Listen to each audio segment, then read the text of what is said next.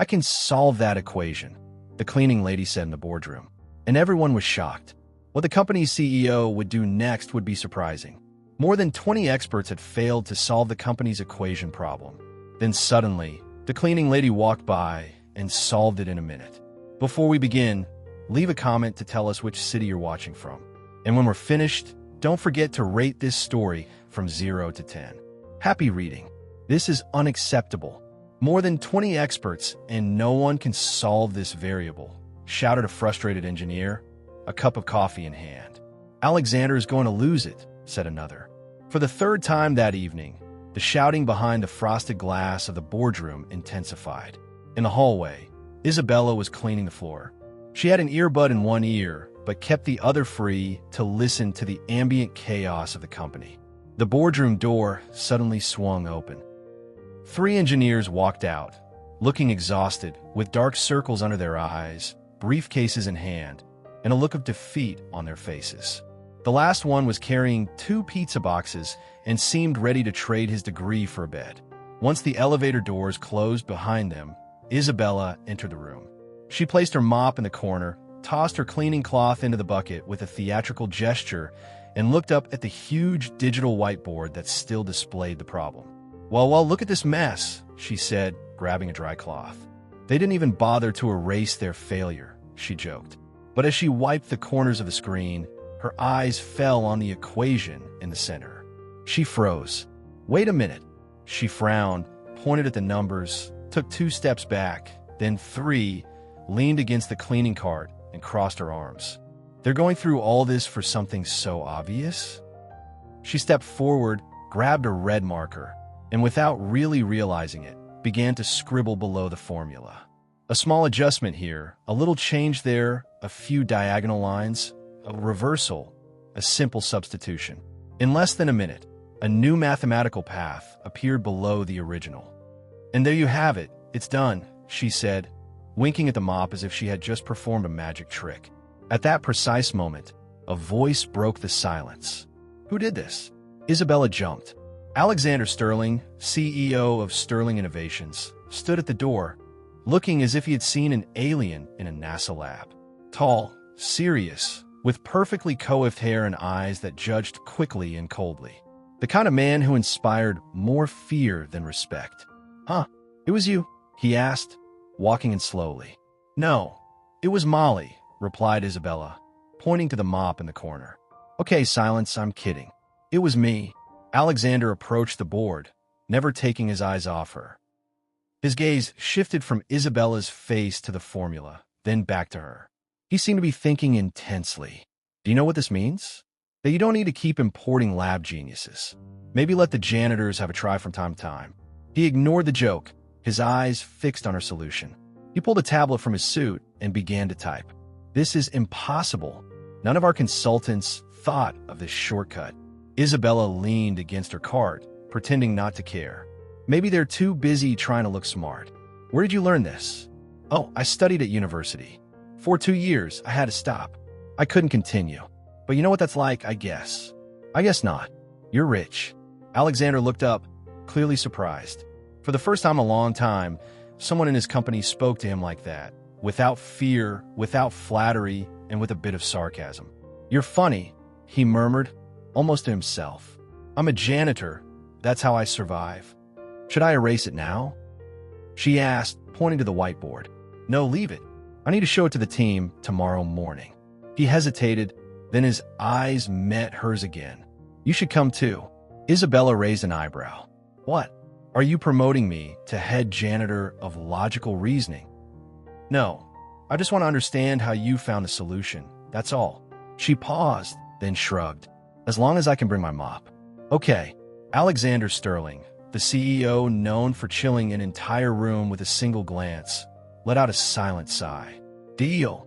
Isabella picked up the bucket, pushed the cart, and walked out as if nothing had happened. Good night, boss. And next time, try to smile a little. It doesn't hurt, I promise. He was left alone, staring at the revised equation, and for the first time in months, he smiled. The Sterling Innovations boardroom was packed with directors, engineers, and managers. Everyone was dressed in shades of gray, navy blue, and black. A sea of suits, tablets, and serious faces. The tension was palpable until the door opened and someone very different entered, pushing a cleaning cart. Isabella Garcia, dressed in her impeccably ironed blue uniform, worn-out sneakers, and a shy smile, stopped in the doorway and looked at the curious gazes turning toward her. "Hello," said Isabella, adjusting her bun and trying to hide her nervousness with a small, polite smile. There were a few murmurs. Alexander, sitting at the head of the table, gestured to the chair beside him. "You can sit here, Garcia. Do you mind if I leave the car by the door? It gets lonely if I don't say anything to it," Isabella joked, drawing a slight laugh from one of the engineers. Then, Isabella sat down, straightened her uniform, and placed her clasped hands on the table, waiting. "Last night, you did something unusual," Alexander began. "We'd like to understand what exactly you saw in that equation that the experts missed." "Well," she let out a small, nervous laugh. "I'm not sure I did it in the scientific way you all do. I just looked at it and thought maybe it was more complicated than it needed to be." She pointed to the screen showing the equation. I just simplified it, kind of like when you try to clean the floor with 3 different products but forget that a simple damp cloth will do the job. A few stifled laughs went around the room. "Did you study in this field?" asked a curious engineer. "I did 2 years of engineering, but I had to stop. Life got tough. My mother got sick, and the tuition fees, well, they became heavier than a full bucket. So I dropped out, but I really love learning. I read everything I can, even medicine labels if you let me." "But how do you remember all of it?" asked another engineer. "Because my mind never stopped learning. It's just my bank account that couldn't keep up." Alexander crossed his arms. "So, you think what you did last night was luck?" Isabella looked him straight in the eye. "And you think 30 years of cleaning taught me to solve equations by chance?" David, the technical director, cleared his throat and held up a printed sheet. "If I may, I examined her calculations last night. The solution is absolutely correct. And what's more," he said, looking at the others, "she found a more efficient path than our current protocol." The atmosphere in the room changed.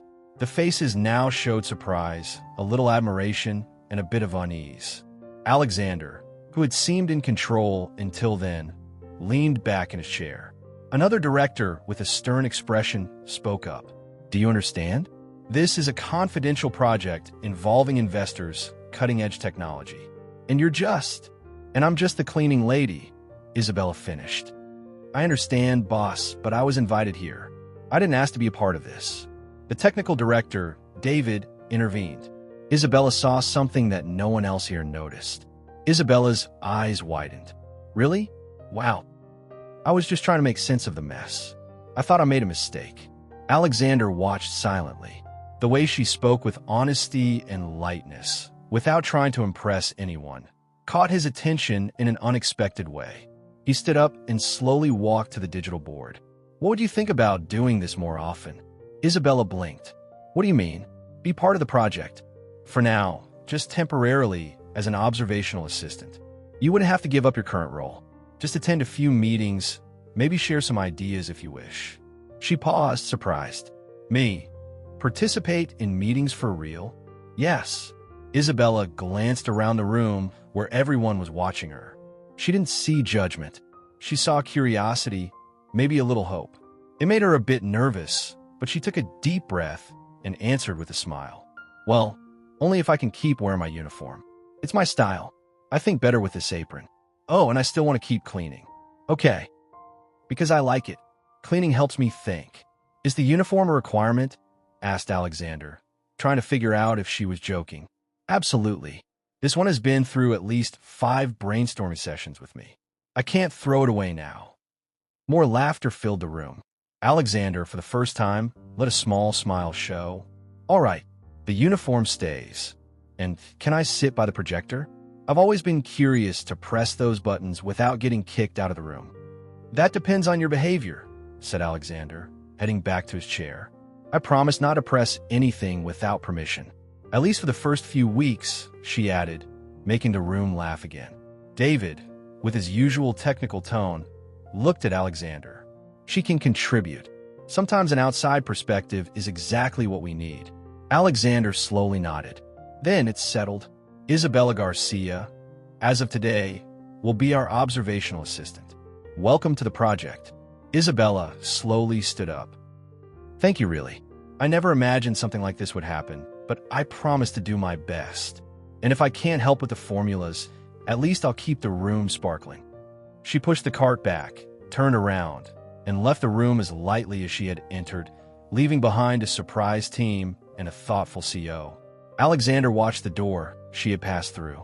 He could still hear the soft sound of the cart's wheels in the hallway.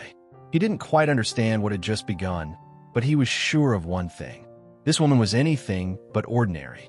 The next day, Isabella could hardly believe she was there, sitting among artificial intelligence engineers, facing graphs, code, and serious expressions. The Sterling Innovations meeting table no longer seemed so distant. It was now her new viewpoint. She listened attentively, her hands on her lap, her cleaning uniform impeccable, her eyes moving curiously from one screen to another. Then one of the engineers let out a loud sigh in front of an unfinished equation. And this calculation doesn't work. Even with magic, he muttered. Have you tried replacing the vector with a fixed set? Isabella suggested in a calm tone. Everyone stopped. David, the technical director, typed on his tablet, trying her idea. In a few seconds, the graphs adjusted. A green light appeared. You know, it worked again, he said, almost incredulously. Isabella smiled and shrugged. I just thought that if the sink always gets clogged in the same place, there's no point in pouring more water. You have to change the pipe, right? Light laughter went around the table, but the most intrigued among them was Alexander, sitting at the end, observing everything in silence. He tried to remain distant, professional, detached, but there was something about Isabella that defied his logic, and it wasn't just the math. She spoke with ease, as if nothing was too difficult to handle. When the atmosphere became tense, she made light jokes that eased the mood. When someone got lost in complexity, she explained things as if she were reading a recipe. And yet, Alexander noticed the little things, like the way she talked to the plants in the hallway before entering the room, or how she laughed softly at the team's jokes even if she didn't fully understand them, or how from time to time she would cast a curious glance at him, as if to say, "You're overthinking it." During the third meeting of the week, Isabella helped solve another problem. "Ah, this is becoming a habit," said David, visibly impressed. She laughed. "Be careful. If I solve one more, you won't give me a bonus. Then I'll have to figure out how to handle income tax." Even Alexander let out a quick smile that he tried to hide, but someone noticed. It was always the case. "We're planning a team dinner tomorrow," said Emily, one of the engineers. "Will you come with us?" Isabella hesitated. "Oh, I don't know. Aren't those things a bit too fancy? It's just a dinner among colleagues." "No formalities," Emily insisted. Still silent, Alexander simply added, "It's important that everyone is there. It's part of the team experience." Besides Isabella, she took a deep breath and accepted. But as soon as she left work that afternoon, she panicked. "A dress, shoes, a purse. All I have is my cleaning uniform and a backpack with a crooked zipper," she told her neighbor, Mrs. Gable, who immediately lent her a simple but elegant purple dress and a pair of earrings that had brought good luck since 1982. The next evening, the restaurant chosen by the team had dim lights, soft music, and waiters who spoke too quietly. Isabella entered through the front door, and for a moment, all eyes turned to her. The purple dress highlighted her delicate features. Her loose hair fell over her shoulders, and something in the light of her eyes stood out. She seemed different, but she was still herself. The first to notice her were two analysts from Sterling Innovations sitting near the entrance. "And who is that? A new investor? It must be. Look at her posture." And she came alone. While he whispered, Alexander, already seated at the back, looked up and froze for a second. It wasn't just surprise. The image he thought he had of Isabella had shattered. This woman standing before him wasn't just the brilliant janitor who could solve equations. She was stunning. She shyly waved to her colleagues and approached. "Well, hello. I hope I'm not too overdressed. The only things I own with heels are my brooms," she joked, trying to hide her nervousness. The table laughed. Alexander didn't laugh much. During dinner, she talked with everyone. She told stories about the cleaning staff with such charm that the engineers laughed. She said she once mistook a boardroom for the break room and almost mopped during a presentation. Even the quietest felt at ease. Alexander watched her from a distance. Her laughter was genuine, the way she tilted her head when listening, the fact that she wasn't trying to impress anyone, and yet she did. At the end of the evening, as the group began to leave, she approached Alexander. "Thanks for the invitation. No need to thank me. It was fun. But tomorrow morning, I'll be back with my mop and everything else, with other brilliant ideas. If my brain helps, maybe. If not, the floor will shine. That I can promise." He nodded, still looking at her, as if he were trying to understand something the graphs couldn't explain. Isabella said goodbye, gave a little wave to everyone, and left. When the door closed behind her, Alexander stood there frozen, looking at the spot where she had been just moments before. And for the second time that week, he was left speechless. The next morning, everything was back to normal at Sterling Innovations. Quiet hallways, people rushing, and technology everywhere. Isabella wore her uniform, pushing her cleaning cart, an earbud in her ear, a duster in hand. The same as always, at least on the outside. She hummed softly while cleaning the floor near the main elevator. Her mood was cheerful, almost as if she were dancing with the mop. Then the boardroom door opened, and Alexander came out. He saw her from a distance, not rushing. He stopped for a moment, watching her talk to the fern near the water cooler, telling it that it looked happier after having a drink. Then he noticed the light way she moved while cleaning, almost as if she were gliding through her tasks. Isabella noticed his gaze and waved her cloth at him with a smile. "Morning, boss. If you walk here, I'll pretend I didn't see anything," she joked. Alexander just nodded, trying not to smile. They both walked to the elevator. The door opened, and they stepped inside. A silence settled between them. Not the awkward silence between strangers, but the kind of silence between two people who don't know what to say or are afraid of saying too much. "You seem different today," he said suddenly. She looked surprised. "Oh, it must be the new lavender disinfectant. I'm testing it to see if it calms nervous people in elevators." "No," he replied with a slight smile. "It's you.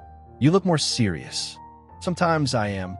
It's when the world is a little heavier than usual," she said, pulling on the bucket handle with her foot.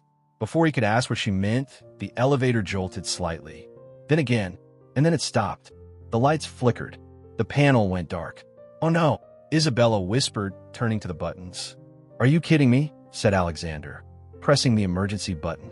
No response. He took out his phone. No signal. "Looks like we're stuck," he said, clearly uncomfortable. "Perfect," she sighed, sitting in the corner with a bucket beside her. "I'm becoming an expert in strange situations with you around. Does this happen often?"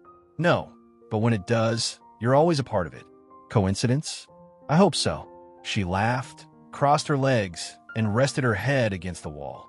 "You know, the last time I got stuck in an elevator, I was with an old lady carrying 3 grocery bags, 2 filled with fruit and the third with a live chicken. This is a much more comfortable version." Alexander leaned against the opposite wall, trying to look calm, but his jaw betrayed his discomfort. "You don't like surprises, do you? I'm the CEO of one of the largest tech companies in the country. Surprises mean errors.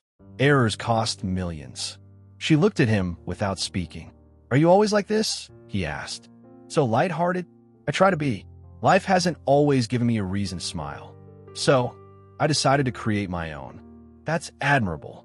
"It's survival," she corrected. "My superpower." He was silent for a few seconds. The elevator's emergency light cast soft shadows on their faces. "My father wouldn't understand that," Alexander said suddenly. Isabella looked up. "Really? He was always obsessed with success. I grew up in a world where you were only as good as your performance." "You got a 90? He'd ask why not 100. "You want an award?" He wanted to know if it was the biggest. There was no room for mistakes or rest. She listened silently, giving him her full attention. "And you followed in his footsteps?" "I think so.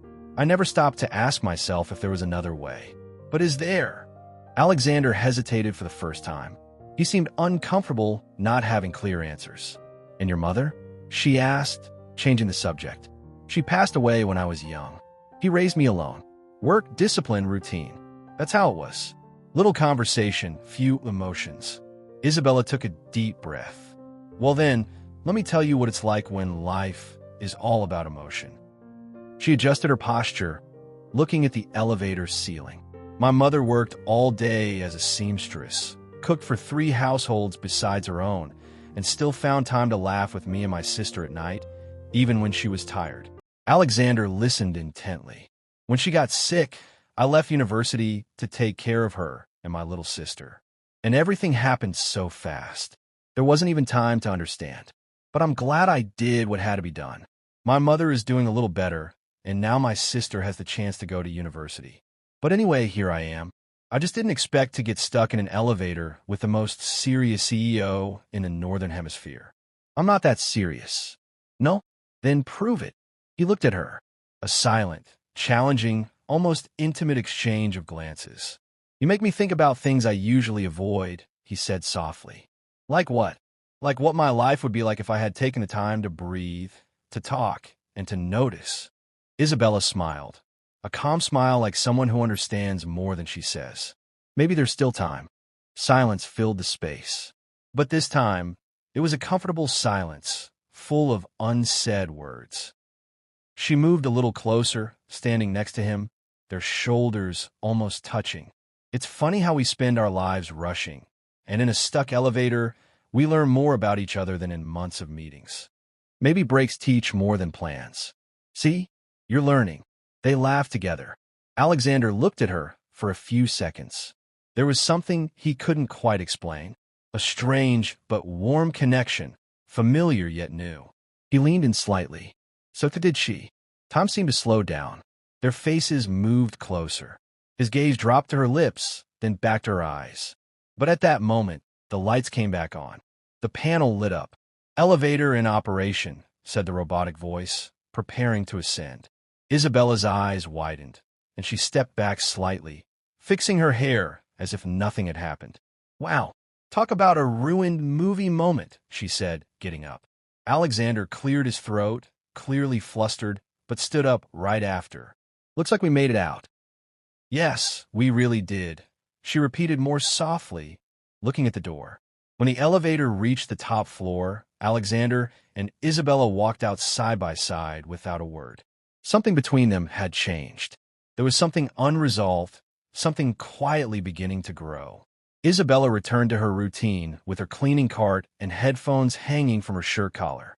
In the hallways, people greeted her with more respect than in previous days. She noticed and smiled.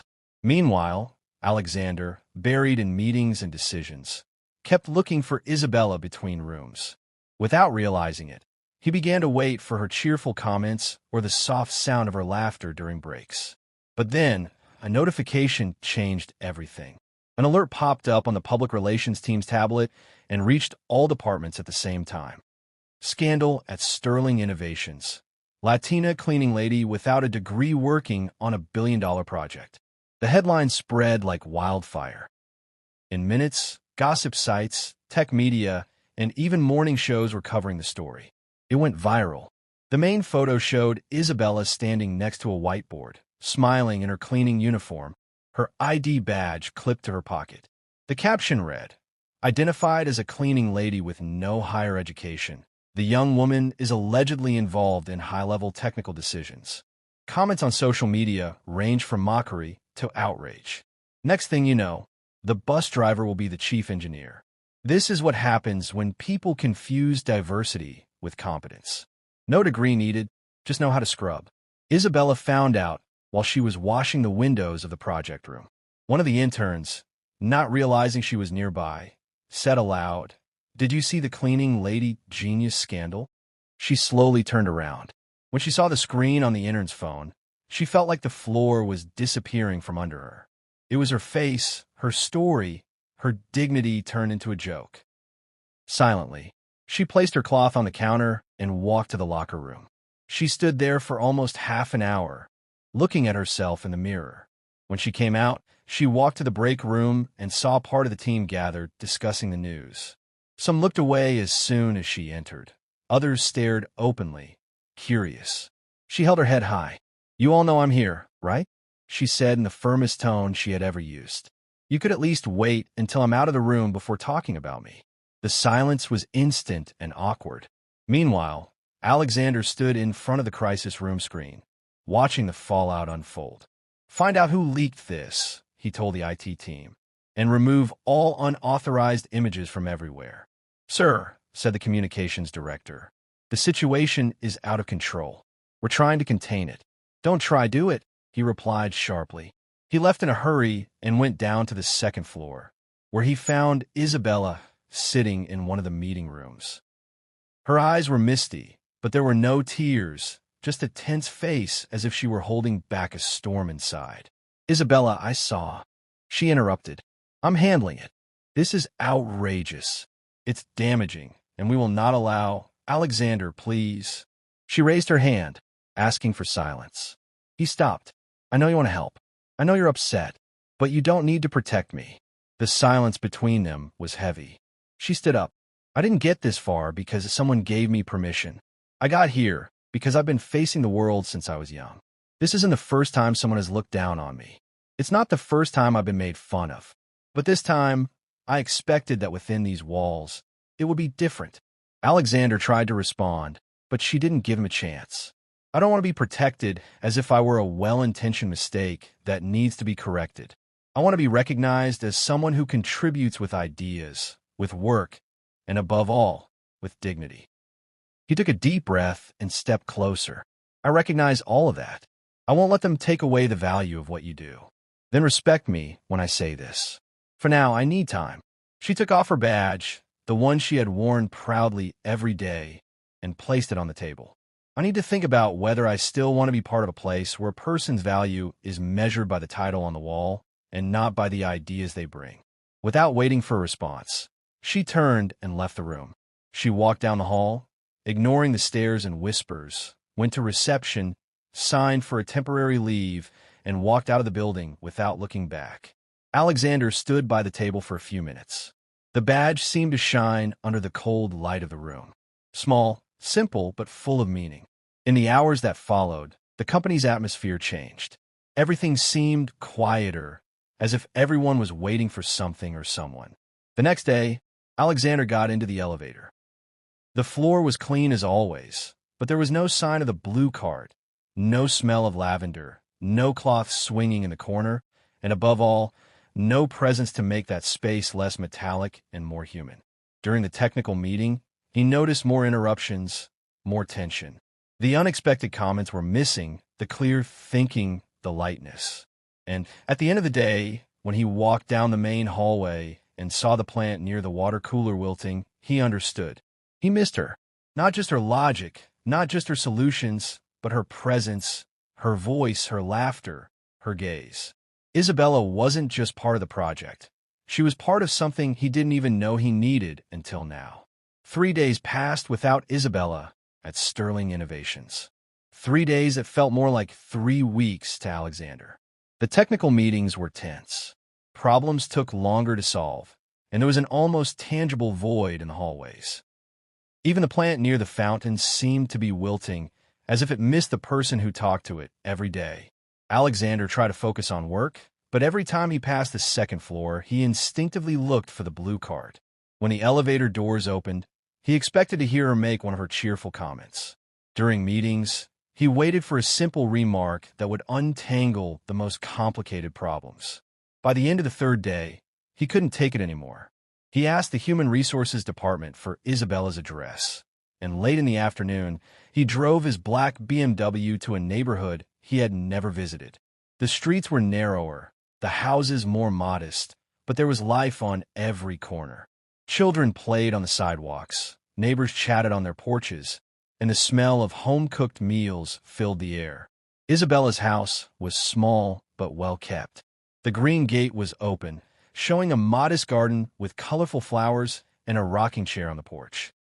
Alexander parked and sat still for a moment, unsure if he was doing the right thing.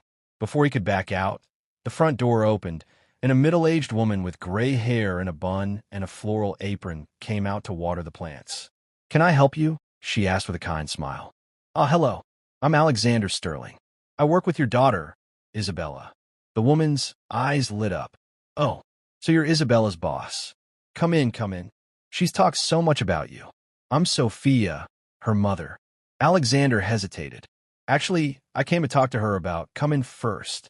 In this house, guests don't stay at the door, Sophia insisted with a warm gesture. Alexander followed Sophia into a small but cozy living room. A sofa with crochet covers, family photos on the walls, and the unmistakable smell of cake in the oven. A young woman of about 18 was sitting at the table, surrounded by books and notebooks. This is Camila, Isabella's sister, Sophia said. Camila, this is Mr. Sterling, your sister's boss. Camila looked up from her studies and offered a shy smile. Nice to meet you, Mr. Sterling. Isabella always says you're very smart. The pleasure is mine, replied Alexander, genuinely surprised by the young woman's politeness. Sophia disappeared into the kitchen and returned with a tray of coffee and still warm slices of carrot cake. Please sit down. Isabella is out back tending to the plants. She does that when she needs to think. Alexander accepted the coffee, impressed by the family's natural hospitality. There was no luxury here, but there was something his millionaire house never had: warmth. Camila is in her last year of high school, Sophia said with obvious pride. She wants to go to medical school. Isabella works hard to help her pay for her studies. Medicine is a demanding field, Alexander commented. I know, replied Camila with determination. But Isabella always says that if you don't dream big, you'll never know what you're capable of. Just then, Isabella appeared in the doorway, wearing a simple t-shirt and with her hands still covered in dirt. When she saw Alexander, she stopped short. What are you doing here? Isabella, is that any way to greet a guest? Sophia reprimanded. No, Mom, it's okay, Isabella said, walking in slowly. I'm just surprised.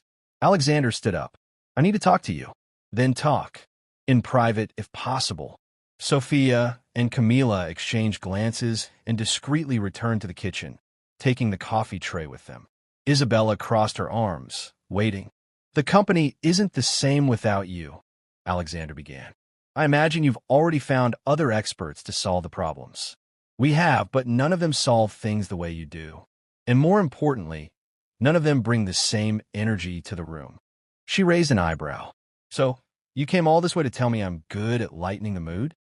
No, I came to tell you that you make a difference, a real one, and that the company lost more than a smart consultant. It lost someone who made me see things differently. Isabella studied him for a few seconds. Alexander, I won't come back to be treated like a mascot or an interesting exception that you all tolerate.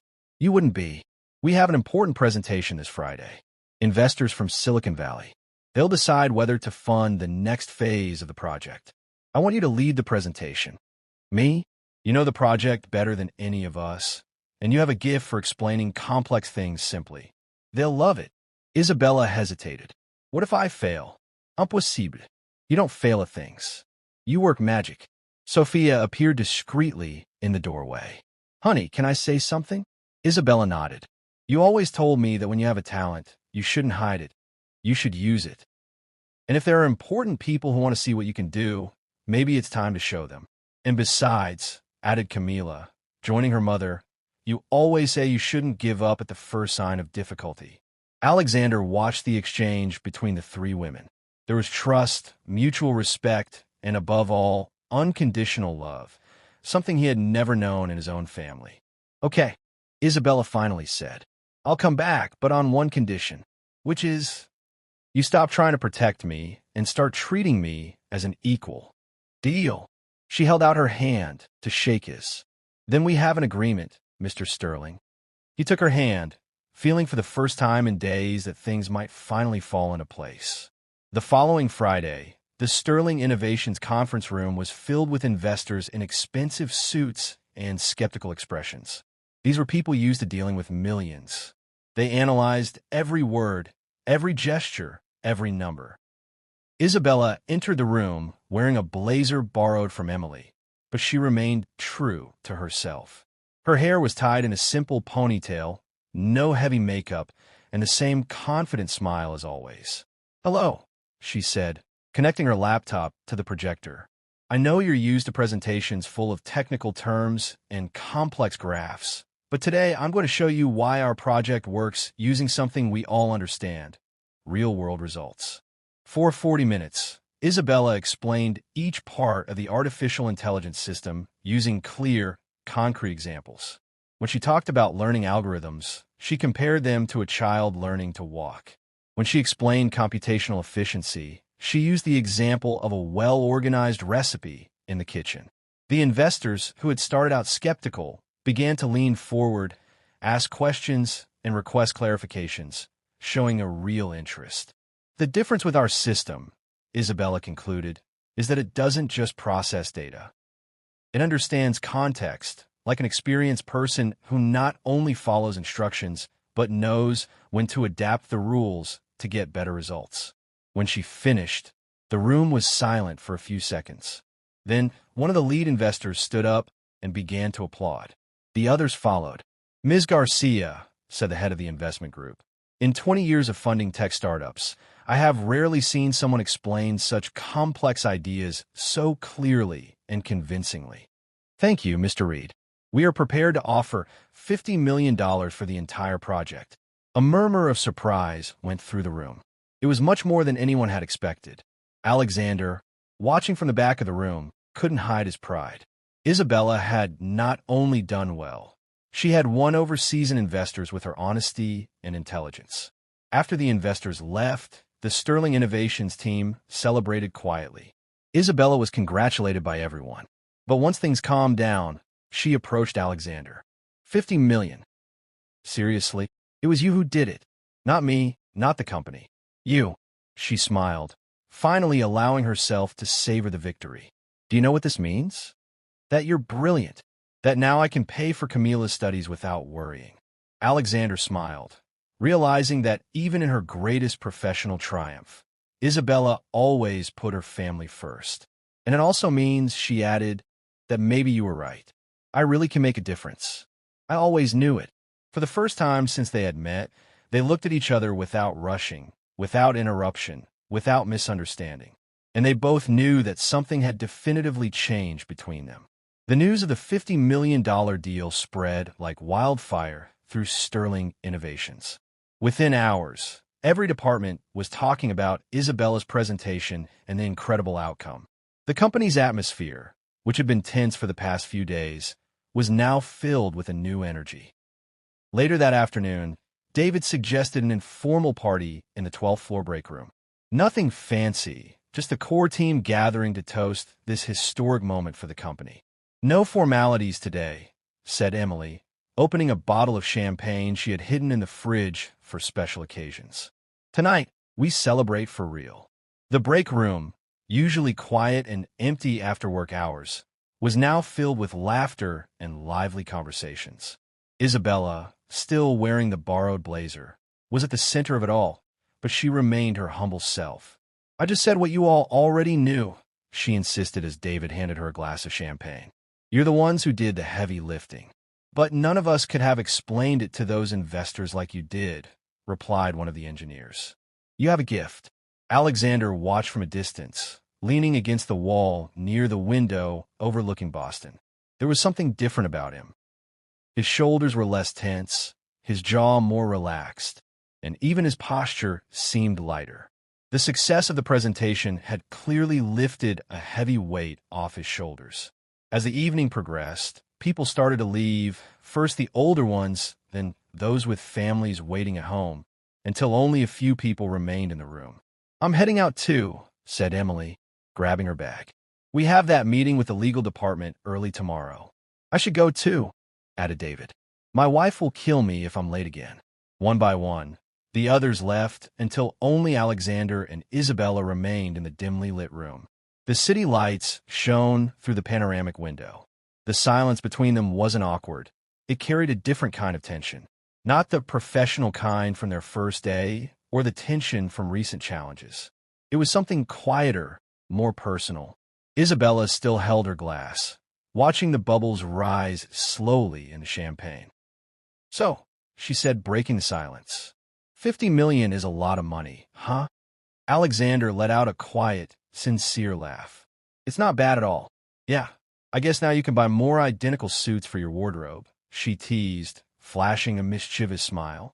My suits are not identical, he defended himself, pushing off the wall and walking toward her. Oh, they're not. Let me see. She pretended to examine him closely. This one is navy blue. Yesterday's was navy blue. The one from the day before was also navy blue. They have different shades. Shades?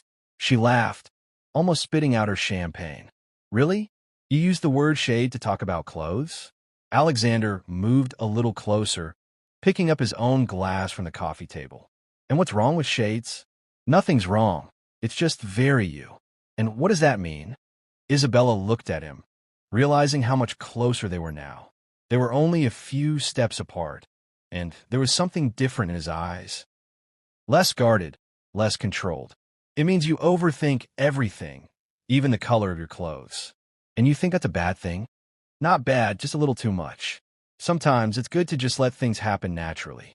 Like now, her question carried a second layer of meaning, and they both knew it.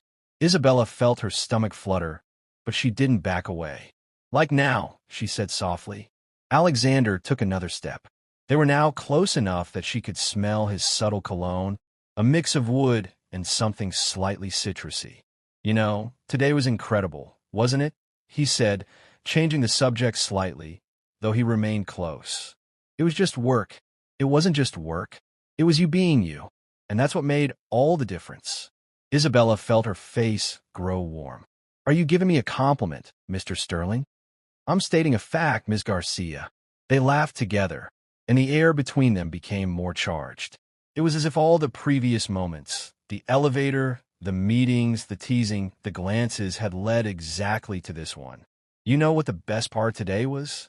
Isabella asked, turning slightly to set down her glass, but staying close to him. What? Seeing you smile. A real smile, not that corporate one you give to investors. I smile. You do a sort of fake smile. It's not the same. Alexander was silent for a moment, thinking about her words. I might have just gotten out of the habit. That's a shame. You look so much better when your smile is real. The words came out before she could filter them. A moment of pure honesty that surprised them both. Alexander looked at her closely. Isabella. What? You confuse me. Confuse you? How? Confuse me in the sense that I don't know if I should stay professional or... He didn't answer with words. Instead, he raised his hand and gently touched her face, brushing his thumb against her cheek. Isabella closed her eyes for a second, feeling his touch. Alexander, I know I should stop overthinking, he said, opening his eyes and looking directly at her. That was all he needed. Alexander leaned in slowly, giving her time to pull back if she wanted, but she didn't. Instead, she leaned in too, until their lips met in a soft kiss. Hesitant at first, the kiss deepened naturally. It was neither desperate nor rushed, but full of all the unresolved moments between them. His hands moved to her waist. Hers rested on his chest, feeling his heart race. When they finally pulled apart, their foreheads touched as they caught their breath. That was... Alexander started. Unexpected, she finished with a small smile. The good kind of unexpected. The very good kind. They laughed softly, still close, still processing what had just happened. So what now? Isabella asked. Now, I don't know, he admitted honestly. Well, at least you're honest. I'm always honest with you. They stood there for a few more minutes, talking softly, laughing, sharing a few more tender kisses. It was as if a wall had fallen, allowing them to connect on a level beyond the professional. When it was finally time to leave, Alexander walked her to the parking garage. Want me to drive you home? He offered. Oh, no need. I took the bus. All the more reason. Let me drive you. On the way to her house, they talked naturally, as if the moment they had shared had cleared the air for good. When they arrived, he walked her to the gate. Thanks for the ride, and for the rest of the evening. The pleasure was all mine. They kissed again, this time shorter, but just as meaningful. See you tomorrow, she said. See you tomorrow, he replied. But when tomorrow came, everything had changed. Alexander arrived at the company at his usual time, greeted employees with his usual politeness, and attended the morning meetings with his usual professional demeanor, as if the previous night had never happened. When Isabella arrived for the project follow-up meeting, he barely looked at her. He answered her technical questions directly, but avoided eye contact and any conversation that wasn't strictly work-related. "Alexander, can we talk about the next steps of the project?" She tried after the meeting. "Pass your tasks to David. He'll handle the implementation," he said curtly, without even looking up from his papers. Isabella stood there for a few seconds, confused and hurt. "Is everything okay?" "Everything is normal. I'm just focused on work." The coldness in his voice hit like a bucket of icy water. Isabella left the room without another word, but with a heavy heart. The second day, things got worse. Alexander was even more distant, almost cold. He avoided being alone with her, passed all communication through other team members, and when he had to speak to her, his tone was so formal it was as if he were talking to a stranger. During lunch, Isabella tried again. "Alexander, I need to talk to you. I'm busy right now. Make an appointment with my assistant." "Make an appointment? Seriously?" He looked at her with a blank expression. "It's the proper protocol." "Proper protocol." The words echoed in Isabella's mind like a slap. That afternoon, she stayed in the break room after everyone had left, looking out the same window where, just 2 days ago, they had shared a moment together. The view was the same, but everything felt different now. The tears came without warning. Not of anger, but of disappointment. Disappointment in herself for believing that moment had meant something to him, for letting herself be vulnerable, for mistaking his moment of weakness for something real. She wiped her eyes with the back of her hand and made a decision. The next day, at the end of the workday, Isabella knocked on the door of Alexander's office. When he said to come in, she entered and placed an envelope on his desk. "What's this?" he asked without looking up. "My letter of resignation." This time, he looked up surprised. "What? You heard me. I am resigning." "What?" Isabella looked at him, a mixture of sadness and determination in her eyes. "Because I'm not going to work in a place where I'm treated like a mistake to be ignored. Because I won't stay where my presence makes someone uncomfortable. And most of all, because I deserve more respect than this." "Isabella." "No." She held up her hand, cutting him off.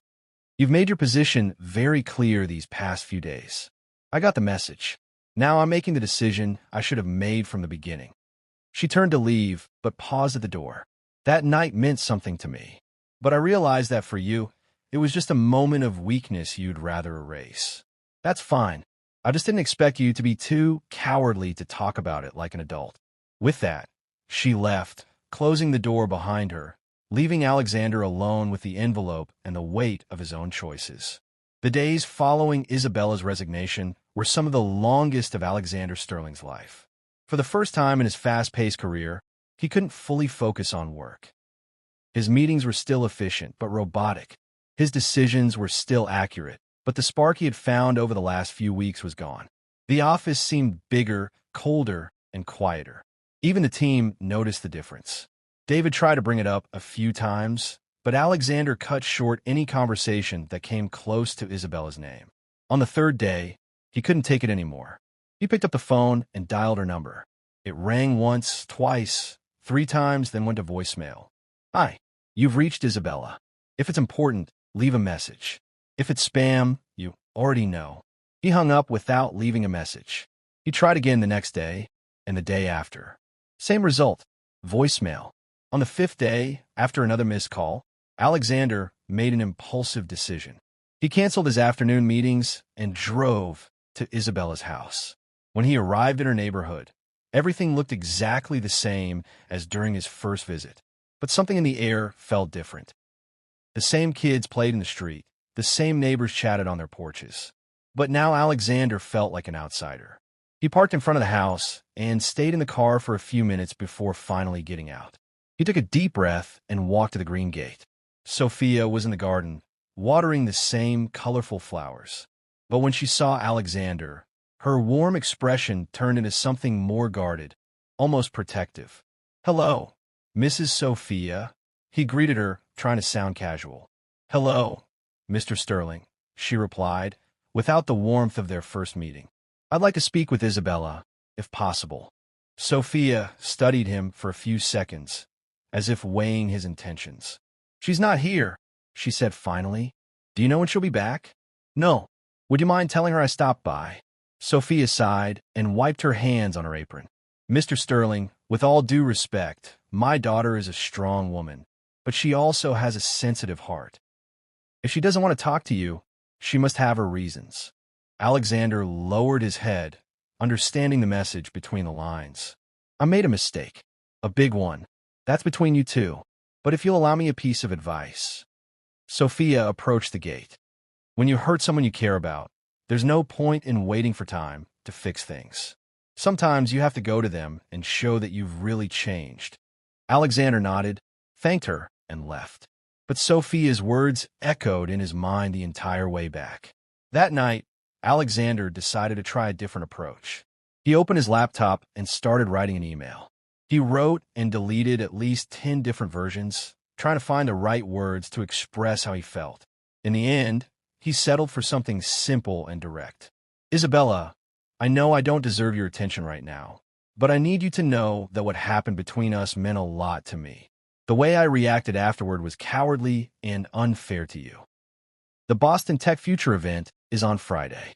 I'll be giving the main presentation on our project. I would really like you to be there. Even if you don't want to talk to me, please come. You deserve to see the public recognition for the work you helped build. Alexander." He clicked send before he could change his mind again. The reply came the next day. Short and direct. "I'm not going." 2 words that carried all the weight of Isabella's disappointment and pain. Alexander spent the rest of the week trying to focus on his presentation, but his thoughts were constantly divided. The Boston Tech Future Conference was one of the most important tech events on the East Coast. Representatives from the biggest companies in Silicon Valley would be there, as well as international investors and the tech media. It was the perfect stage to present the project that had secured a $50 million investment. It should have been Alexander Sterling's big moment. But all he could think about was that this success meant nothing without the person who had made it all possible. On Friday morning, the Boston Convention Center was packed. More than 1,000 people moved through the halls, networking at every corner with conversations in multiple languages, creating a buzz of anticipation. Alexander arrived 2 hours before his presentation. As he always did, he checked the equipment, tested the slides, and mentally rehearsed each transition. Everything was technically perfect. Alexander ran into Daniel Reed, the same investor who had made the multi-million-dollar offer. "I'm looking forward to hearing your speech today. I heard you have some exciting updates." "We hope to make a strong impression," Alexander replied, switching into polite corporate mode. "And that brilliant young woman who gave the last presentation, Isabella, will she be speaking today?" The question hit like a punch to the gut. "She's focusing on other projects at the moment." Reed raised an eyebrow, but didn't press. Meanwhile, 15 miles away, Isabella was on the living room sofa at home with Camila by her side, watching the live stream of the conference on her laptop. "Are you sure you don't want to go?" Camila asked for the 10th time. "I mean, it's your project too." "I'm sure," Isabella replied, though her voice didn't sound entirely convinced. "Mom said he came here looking for you." "I know, and you wouldn't even talk to him." There was nothing to say. Camila studied her sister's face. "You know, Isabella, when you love someone and you're hurt, you sometimes make decisions out of pride that you end up regretting." Isabella looked at her younger sister. "Since when are you an expert on relationships?" "Since I started watching my big sister suffer over a guy who is clearly suffering too." Back at the convention center, it was 15 minutes before Alexander's presentation. He was backstage, reviewing his notes one last time when David approached. "Everything's ready, boss." "Ready," Alexander confirmed, though something in his voice sounded different. "Are you okay? You seem tense." "I'm always tense before big presentations." "Not like this," David observed. "It feels like something's missing." Alexander didn't reply, but David was right. Something was missing. Someone was missing. The announcer stepped onto the main stage. "Ladies and gentlemen, it is my pleasure to introduce the CEO of Sterling Innovations, Alexander Sterling, who is here to talk to us about the revolutionary advances in the field of adaptive artificial intelligence." Applause echoed through the packed auditorium. Alexander walked onto the stage with his usual confident posture, but inside, he felt an unusual anxiety. "Hello," he began, his voice resonating through the speakers. "Today, I'm going to present a project that represents a major breakthrough in artificial intelligence." He clicked to the first slide, but for a second, he hesitated. Normally, his presentations flowed with ease, but today, the words felt mechanical, overly rehearsed. "Our system has developed an innovative approach to processing complex data that—" Alexander paused. He looked at the screen, then at the audience. Hundreds of faces stared back at him, waiting. But all he could think about was how naturally, how clearly Isabella had explained these same concepts. "Which allows us to—" He tried again, but the words wouldn't come. A slight murmur began to spread through the audience.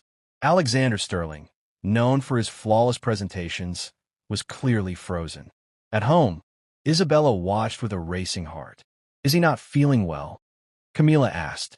"Nervous," Isabella replied, though her voice held real concern. On the screen, Alexander tried to compose himself, but it was clear he was struggling. He looked at the slides, but the technical terms that usually came so easily now seemed empty. "Sorry," he told the audience. "Let me gather my thoughts." But even that pause didn't help. It was as if he had lost his connection to his own work. Isabella suddenly stood up from the sofa. "Where are you going?" Camila asked. I have to." Isabella hesitated, her eyes still glued to the screen, watching Alexander struggle to continue. "Go!" She ran to her room, changed clothes quickly, and shouted to her mother. "Mom, I'm going out. I'll be back soon." "Where, honey?" "To save a proud idiot." Sophia smiled, knowing exactly what that meant. Back at the convention center, Alexander made one last attempt. "The system we've developed uses learning algorithms that can—" He paused again. The silence in the auditorium was becoming awkward. Some in the crowd started to whisper among themselves. That's when he saw her. Isabella had just entered through a side door.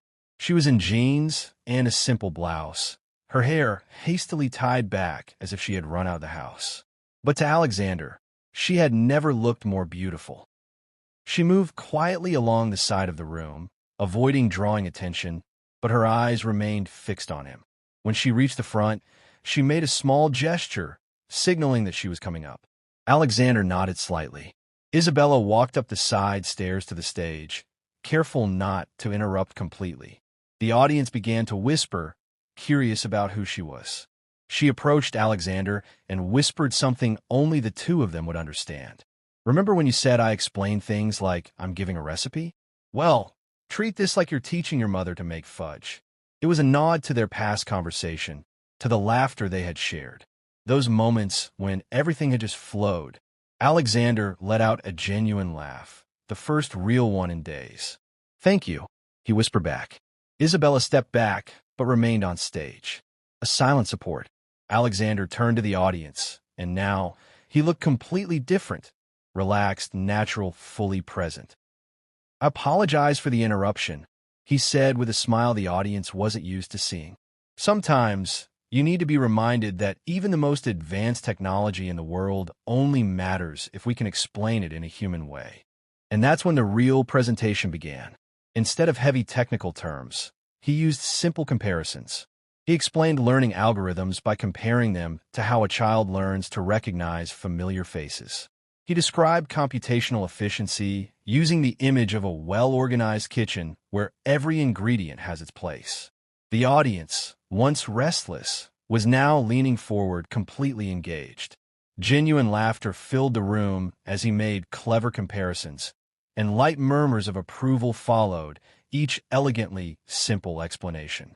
"The difference with our system," Alexander concluded, echoing the same words Isabella had used in the investor presentation, "is that it doesn't just process information.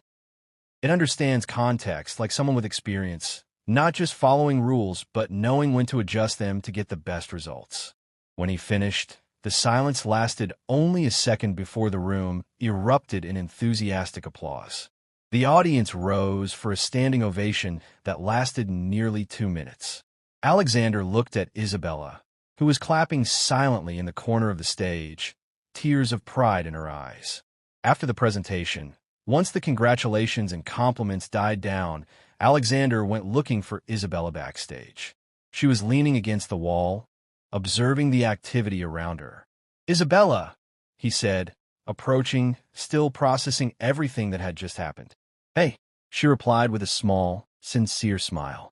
"You came." "I came." "Why?" She shrugged. "Because even if you're a proud idiot, I couldn't just watch you struggle on that stage." Alexander took a deep breath. "I have something to tell you." "Go on." He pulled her away from curious eyes. "You're the only person who has ever made me want to be more human."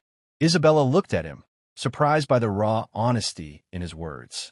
"Alexander, no, let me finish. I've spent my whole life building walls, keeping my distance, being professional above all else. And then you came along in your cleaning uniform, making jokes about plants, and suddenly I started to wonder if there was another way to live." He paused, choosing his words carefully. "When we kissed, I panicked. Not because it meant nothing, but because it meant everything. And I didn't know how to handle it. So you decided to pretend it never happened. It was the worst decision I've ever made." Isabella was silent for a few seconds, letting it all sink in. "And now?" she finally asked. "Now I want to try again. To do things right this time, if you'll give me a chance." She studied him, seeing the real vulnerability in his eyes. "A chance for what, exactly?" "To discover who I can be when I'm not trying to be perfect all the time." Isabella smiled, genuinely smiled for the first time in days. "That's going to take some work. I'm counting on it." And for the first time in days, they both smiled for real. In the days following the conference, everything at Sterling Innovations began to change. Alexander was more relaxed, more engaged in meetings, and even his smile seemed more natural. Isabella was now officially back on the project with a formal position as a specialized consultant, a fair salary, and the recognition she deserved. They worked together with a rhythm that impressed the entire team. Ideas flowed easily, problems were solved faster, and there was a new lightness in the air that hadn't been there before. But there was also something lingering, an unresolved tension, a conversation that still needed to be had, and feelings that were carefully avoided as they focused on work. It was a Wednesday when Isabella received the phone call that would change everything. She was in the project room, reviewing code with David, when her phone rang. The number was unfamiliar, but something told her to answer. "Hello, Isabella Garcia." "Yes, this is she. This is the engineering department at MIT. I'm calling about your application for the international scholarship." Isabella almost dropped the phone. Months ago, in the middle of a sleepless, dream-filled night, she had applied for a scholarship program that seemed far too impossible to become a reality. She had practically forgotten about it. "Ah, yes. I'm pleased to inform you that you have been selected. The scholarship covers the entire master's program in artificial intelligence, as well as housing and living expenses. It's an exceptional opportunity." The world around Isabella seemed to stop. "Is this real?" "Absolutely real. The program starts in 6 weeks. We will need your decision by Friday. Can I email you all the details?" "Yes, please." When she hung up, Isabella stood still for several minutes, trying to process what had just happened. MIT, a full master's, a full scholarship. It was everything she had dreamed of when she had to drop out of university. David noticed the expression on her face. "Are you okay?" I think so. That was unexpected news." "Good news. The best kind." But even as she said it, her eyes instinctively searched for Alexander through the glass wall of the meeting room. He was focused on a video call, gesturing as he explained something to the people on the screen. That night, Isabella went home, her mind racing. Sophia and Camila were preparing dinner when she walked in with an expression that was both excited and confused. "Did something happen?" Sophia asked immediately, sensing something was off. "MIT offered me a full scholarship for a master's degree." Camila dropped the spoon she was holding. "MIT? Like the MIT, the real one?" Sophia approached, wiping her hands on her apron. "Honey, that's wonderful. It's everything you've ever wanted." "Yes," Isabella nodded, but her voice lacked the excitement one might expect. "So why do you look worried?" Camila asked, ever perceptive, Isabella sat down at the kitchen table, resting her head in her hands. Because now I have a life here, a job I love, people who care about me. You're talking about Alexander, Sophia said, not as a question, but as a statement. Among other things. Yes. Sophia sat down next to her daughter. Isabella, you always taught me not to let opportunities pass by just because you're scared. It's not fear, Mom. It's complicated. And what does your heart say? Isabella was silent for a long moment. It says I have to go, that this might be my only real chance to get the degree I've always wanted, to prove to myself that I can do it. Then you already know the answer. The next day, Isabella arrived at the company early. She needed to talk to Alexander before the day swallowed them up. She found him in the elevator, heading to the 12th floor. "Morning," she said as she stepped in. "Morning. You're early. I needed to talk to you in private." Something in her tone immediately made Alexander focus. "Is something wrong?" "Nothing's wrong. Just news." When they reached his floor, Alexander led her into his office and closed the door. "What's going on?" Isabella took a deep breath. "MIT offered me a full scholarship for a master's in artificial intelligence." Alexander's face went through several expressions in a few seconds. Surprise, pride, then something that looked like sadness, though he tried to hide it quickly. "Isabella, that's incredible. MIT is the best university in this field." "I know. Are you going to accept?" "I already have." The silence that followed was heavy. Alexander walked to the window, looking out at the city below. "When does it start?" "In 5 weeks." 5 weeks? He repeated, more to himself than to her. "Alexander, He turned to her with a smile that didn't quite reach his eyes. "You don't have to explain.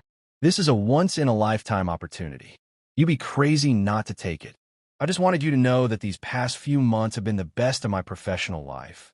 And my personal life, too. Same for me."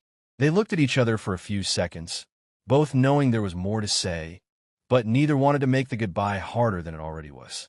"I'm going to miss you," Alexander said finally. "I'll miss you too. The company won't be the same without you.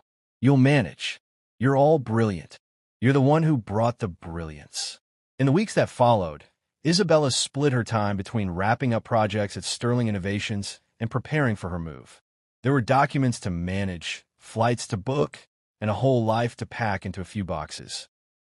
The team organized a small farewell party in the conference room. There was cake, laughter, heartfelt speeches, and many promises to stay in touch. Isabella tried to keep the mood light, joking about how she was going to miss fighting with the coffee machine and chatting with the hallway plants. Alexander attended the party, but he kept his distance. He shook her hand politely, wished her luck with her studies, and left early, saying he had an urgent meeting. On her last day, Isabella made a point of cleaning out her own desk, packing a few personal items into a small box. She was about to leave when Alexander appeared. "Can I help you with that?" "Oh, no need. It's just a few things." He took the box anyway. "Let me carry it to your car." They walked in silence through the hallway she had come to know so well, first as a cleaning lady, then as a consultant. Each step seemed to carry the weight of shared memories. In the parking garage, Alexander placed the box on the back seat of the borrowed car Isabella was using. "So, this is it," she said, trying to sound casual. "You'll take care of the plant near the water cooler? It's a bit dramatic. It needs attention. I'll take care of it. And if you need someone to explain algorithms using kitchen metaphors, David got pretty good at it during the training I gave him." Alexander smiled, a real smile this time. "No one explains things like you do. You'll manage. And you'll learn to relax, too. Promise." "I'll try." She held out her hand to shake his, but he ignored it and pulled her into a hug. A long, tight hug, filled with all the unsaid things between them. When they pulled apart, they both had tears in their eyes. "Take care of yourself, Isabella." "You too, Alexander." She got in the car, started the engine, and waved out the window before driving away. Alexander stood there until the car disappeared around the corner. That night, alone in his apartment, Alexander walked to the window overlooking the city. Boston sparkled with its usual nightly lights, but everything seemed duller without her. He grabbed his laptop and started doing something he had never done in his professional life. A search that had nothing to do with business or technology.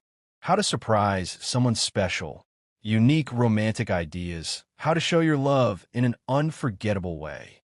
He spent hours browsing, taking notes, making plans. Because for the first time in his life, Alexander Sterling had something more important than work to focus on. Isabella Garcia deserved an unforgettable surprise, and he had 5 weeks to plan something that would change both their lives forever.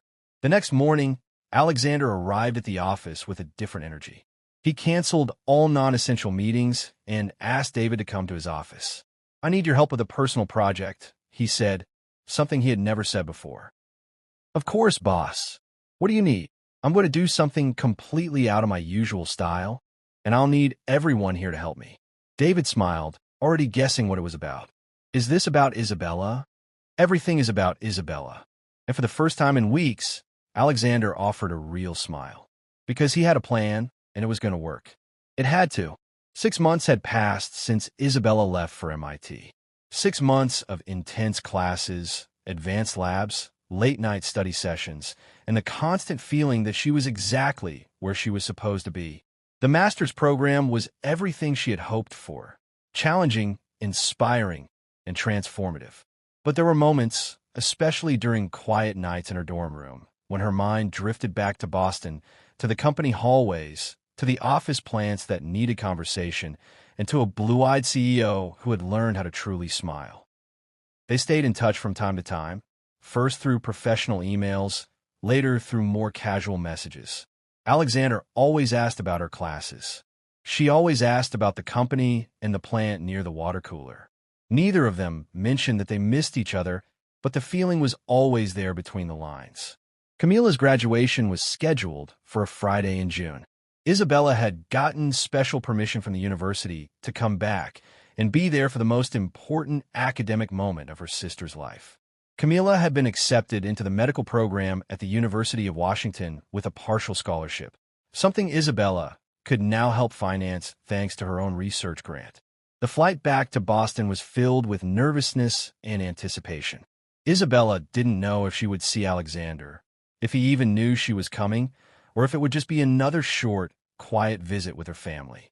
When she arrived home, the welcome was as warm as ever. Sophia cried, Camila screamed with joy, and the whole neighborhood seemed to know that Sophia's daughter was back from the big university. "You've changed," Sophia said, examining her daughter's face during dinner. "Changed how?" "More mature, more confident. MIT has done you good." "It has," Isabella agreed, though there was something in her voice that didn't escape her mother's ears. "But I'm happy, Mom." "Happy isn't the same as feeling complete," said Camila, ever perceptive. Isabella changed the subject, but she knew her sister was right. The graduation ceremony was to be held in Camila's school gymnasium, decorated with blue and gold banners and rows of neatly arranged chairs. Isabella arrived an hour early. The family found good seats and chatted with other proud parents. She was taking pictures of Camila in her cap and gown when she noticed something strange. The staff was setting up something that definitely wasn't there during their visit the day before. A small, extra stage with a professional sound system. "That's strange," she murmured to Sophia. "That wasn't here yesterday when we came to see the place." "Maybe it's for the guest speaker," her mother suggested, though she looked just as puzzled. The ceremony began on time. Camila was radiant as she gracefully walked across the main stage to receive her diploma. Isabella cried with pride when her sister's name was called, remembering all the sacrifices they had made to get to this moment. After the diplomas were handed out, the school principal went to the microphone. "Before we close our ceremony," he said, "we have a special presentation. A guest who insisted on being here today for a very personal tribute." Isabella frowned. This was definitely not part of the program. "Please welcome Alexander Sterling, CEO of Sterling Innovations." Isabella's heart stopped. Alexander walked onto the extra stage, dressed in an elegant navy blue suit. But there was something different about him. He looked nervous, almost vulnerable. He adjusted the microphone and looked straight at her in the crowd. "Good evening, everyone. I know I'm interrupting an important celebration, and I apologize for that. But sometimes, when you meet the person who completely changes your life, you can't wait for the perfect moment. You have to create it. Curious murmurs spread through the crowd. Isabella was frozen, unable to fully process what was happening. A few months ago, I met an extraordinary woman. A woman who solved a problem that 20 experts couldn't. A woman who taught me that intelligence doesn't come with a degree, that wisdom isn't tied to a zip code, and that sometimes the best solutions come from the most unexpected places. He paused, visibly emotional. Isabella Garcia, you cleaned the floors of my company, but you ended up cleaning my heart. A collective gasp of wonder echoed through the room. Sophia held Isabella's arm, who was sitting with wide eyes. You taught me how to truly laugh. You showed me that talking to plants isn't crazy, it's kindness. You showed me that explaining complicated things simply is a rare gift. And most of all, you taught me that I could be a better person if I stopped trying so hard to be perfect. Alexander took a deep, nervous breath. I know you're at MIT now, pursuing your dreams, and I don't want to get in the way of that. But I also know that life is too short to let love slip away just because the timing isn't ideal. He stepped down from the stage and started walking toward her. The audience turned as he passed, creating a path between the chairs. Isabella, when you left, I realized that professional success means nothing if you don't have someone special to share it with. I realized that important meetings are far less important than spontaneous laughter, and I realized that I love you. He stopped in front of her as she sat, completely stunned. I love you for who you are. Funny, brilliant, challenging, caring. I love you for making jokes during serious moments and for taking seriously the moments I thought were just jokes. Alexander knelt down in the middle of the crowded gymnasium and pulled a small box from his pocket. Isabella Garcia, will you marry me? And before you answer, just know that I've already spoken to MIT. They have an executive master's program that allows for distance learning. You don't have to choose between your dreams and us. The entire room went completely silent. Even the children stopped making noise. Isabella looked at the man kneeling before her. The same man who had once been cold and distant was now making a public declaration in the middle of a high school graduation. Alexander Sterling, she said, standing up slowly. You are completely insane. He smiled, waiting. And I love that about you, she finished, holding out her hand for him to slide the ring on. The room erupted in applause and cheers. Camila jumped from her chair, Sophia cried, and all the families of the graduating class clapped for a couple they barely knew, but whose story had clearly moved them. Alexander stood up and kissed her, a kiss full of everything they had missed and a promise for what was to come. When they pulled apart, Isabella looked him in the eye with that mischievous smile he adored. But I have one condition, she said, loud enough for the microphone to hear. Anything, he said, still holding her close. I'll only marry you if you clean the house today. Her laughter rang through the gym, followed by his, and then the laughter of everyone in the room. Deal, he said, as long as you teach me how to talk to plants properly. Deal, she replied. And there, in the middle of a high school gym in Boston, during a graduation ceremony, two people who had met in the most unexpected way decided to write the rest of their story together. Camila ran up, still in her cap and gown. Does this mean you're coming back? She asked, hugging her sister. It means we'll find a way, Isabella replied, looking at Alexander. Together, and I'll have the coolest CEO brother-in-law in the world, Camila joked. You'll have a brother-in-law who's going to learn how to make brigadeiros and clean a house properly, Alexander replied, drawing more laughter from the whole family. Sophia came over and hugged them both. Welcome to the family, son, she said to Alexander. I hope you're ready for a lot of food, noise, and honesty. I'm ready for all of it, he said, especially for being happy. And as the graduation party unfolded around them, Isabella and Alexander stood there, hand in hand, planning a future that would be anything but predictable, exactly how he liked it.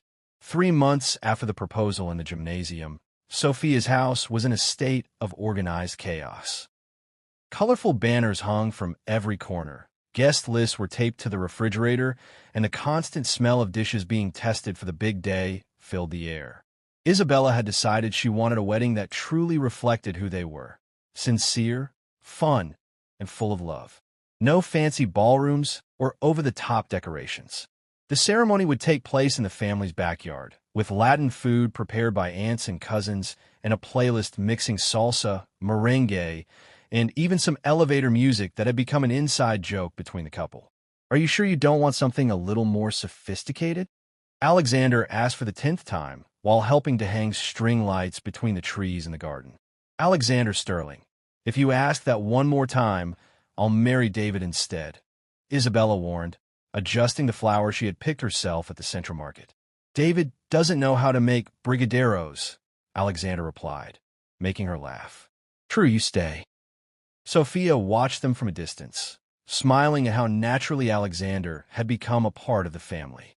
Over the past few months, he had learned to season feijoada, play dominoes with Isabella's uncles, and had even learned a few words of Spanish, enough to make Sophia laugh at his pronunciation. The morning of the wedding was sunny with a light breeze that made the decorations dance gently. Isabella woke up at her mother's house, surrounded by Camila and 3 cousins who had traveled for the celebration. "Nervous?" Camila asked, helping her sister into the simple but elegant dress they had chosen together. "Not at all," Isabella replied, surprisingly calm. "It's strange, but this feels like the most natural thing in the world, even if you're marrying a millionaire CEO. I'm marrying Alexander, the guy who talks to plants and blushes when he doesn't get my math jokes." On the other side of town, Alexander was having a very different morning. His apartment was filled with David, 3 engineers from the company, and his own father, who had traveled from Chicago specially for the wedding. "Are you sure about this?"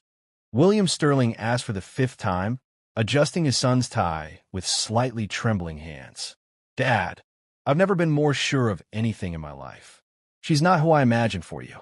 Alexander stopped styling his hair and looked at his father in the mirror. "She's better than anything you or I could have ever imagined." William studied his son's face, seeing a happiness he had never seen before. "Then I approve," he said finally with a small smile. David, who had been observing, approached. "Boss, you're more nervous than when you gave your presentation to those Japanese investors. Those investors were just about money. Today is about the rest of my life." "Are you scared?" "I'm scared. I'm scared I'm not good enough for her," Alexander admitted, a rare moment of vulnerability. "Dude, you learn how to make brigadeiros for her. If that's not true love, I don't know what is," David joked. The ceremony was scheduled for 4 p.m. At 3:30 p.m., the Garcia family's backyard was packed. Colleagues from Sterling Innovations sat next to friends from the neighborhood. Engineers chatted in English with aunts who replied in Spanish, and children ran around chairs decorated with colorful ribbons. Alexander arrived on time, but his hands were visibly shaking as he greeted the guests. Sophia came up to him with a motherly smile. "Breathe, son. It's just a wedding, not a corporate merger." "It's worse than a corporate merger," he confessed. "In a merger, the worst that can happen is I lose money. Here, if I mess up, I lose Isabella. You're not going to lose anything. She loves you just the way you are. Nervous, perfectionistic, and completely in love." The music started to play, a soft version of La Vida es un Carnaval that Isabella had chosen because a wedding should have joyful music, not a funeral march. Camila came out first as the maid of honor, followed by 2 cousins as bridesmaids. Then, from the back of the garden, Isabella appeared. She wasn't walking in a solemn ritual. She was practically dancing her way to the altar, greeting guests, waving to children, and even stopping to fix a little cousin's crooked tie. When she finally reached Alexander, he was smiling from ear to ear. "You took your time," he whispered. "I couldn't just walk past everyone without saying hello. That would be rude," she whispered back with a smile. The officiant, a family friend who had gotten certified just for the occasion, began the ceremony with a mix of Portuguese, English, and a few Spanish phrases that made the whole family laugh. "We are gathered here today to celebrate the love between Isabella and Alexander. A love that began in an unusual way, grew in unexpected ways, and now becomes official in, well, an unusual way too," he said, gesturing to the decorated garden. When it was time for the vows, Alexander pulled a piece of paper from his pocket, his hands still trembling. Isabella, I wrote and rewrote this at least 20 times. But in the end, I realized that all I really needed to say is simple. You taught me that life is better when you don't take everything so seriously. You taught me that intelligence comes in many forms, and the best one is knowing how to make others laugh. And you taught me that true love means someone accepts you, even if you wear the same suit every day.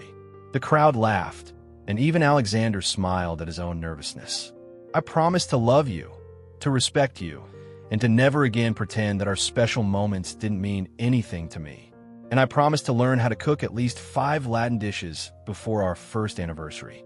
I'll hold you to that, shouted one of the ants from the back, making everyone laugh. Isabella had nothing written down. She took Alexander's trembling hands and spoke from the heart.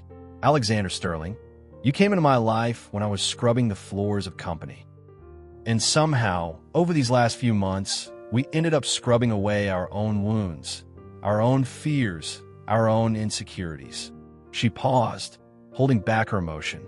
You gave me the chance to show that I'm more than a cleaning uniform, and I gave you the chance to show that you're more than an expensive suit. I promised to keep challenging you, to keep making you laugh, and to keep reminding you that plants grow better when you talk to them. And I promised to keep pretending I understand your math jokes, added Alexander, making Isabella burst into laughter. I now pronounce you husband and wife, the officiant declared. You may kiss the bride. The kiss was met with applause, cheers, and the sound of Latin music that started playing right after the ceremony. The reception that followed was exactly as Isabella had imagined. A large buffet with homemade food, drinks ranging from cold beer to fruit punch made by the ants, and lots of dancing. Alexander, who had taken secret salsa lessons for the past 2 months, surprised everyone with his moves. He wasn't perfect, but he was having fun, and that's what mattered. Who is this man, and what has he done with my boss? Asked David, watching Alexander spin Isabella on the impromptu dance floor. This is the real Alexander, said Emily.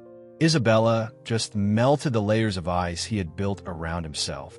As the evening progressed, the speeches became more emotional, the dancing more relaxed, and the laughter more frequent. Sophia gave a toast, saying her daughter had found someone who truly completed her. William Sterling, visibly moved, admitted he had never seen his son so happy. Around 11 p.m., as the party started to wind down, Alexander and Isabella slipped away to a quiet corner of the garden.